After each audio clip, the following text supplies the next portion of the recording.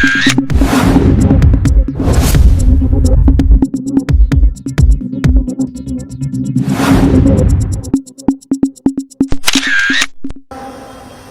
বিজ্ঞপ্তি দিয়ে বলেছে ভোট কেন্দ্রের 400 গজের আওতায় নাকি মোবাইল নিয়ে ঢুকতে পারবে না। ইলেকশন কমিশন কোন জায়গা থেকে এই আইন এই বিধিবিধান বের করছে আমরা জানি না।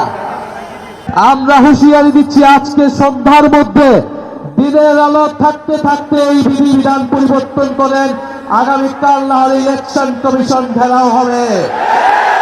আমরা এতদিন কিছু বলি নাই, সব সহ্য করে গিয়েছি। ইলেকশনের দ্বার প্রান্তে এসে ইলেকশনের প্রাক্কালে এসে এই ধরনের ভোট কারচুপি মিডিয়াকে ব্ল্যাক আউট করে দেওয়া হবে, মানুষের কনফিউশন মানুষের তথ্য অধিকারকে রোধ করে দেওয়া হবে। এই ধরনের কোন আইন করা হলে সেই আইন মেনে নেওয়া হবে না ইনশাআল্লাহ। আমাদের প্রতিনিধি আজকে ইলেকশন কমিশনে যাচ্ছে।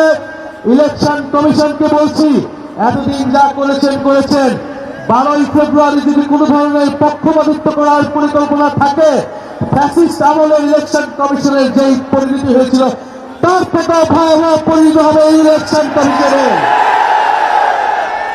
আমরা প্রশাসনের ভাইদেরকে বলছি, পুলিশ সেনাবাহিনী ভাইদেরকে বলছি, আমলাদেরকে বলছি, আপনারা আমাদের ভাই, আপনারা এই দেশের মেধাবী সন্তান, আপনাদের উপর দেশের আমানত গুরু দায়িত্ব আপনারা পালন করবেন। আগামী 12ই ফেব্রুয়ারি আমরা সামনের দিকে আগাতে চাই, ফ্যাসিস্ট আমল থেকে আমরা সামনের দিকে আগাতে চাই।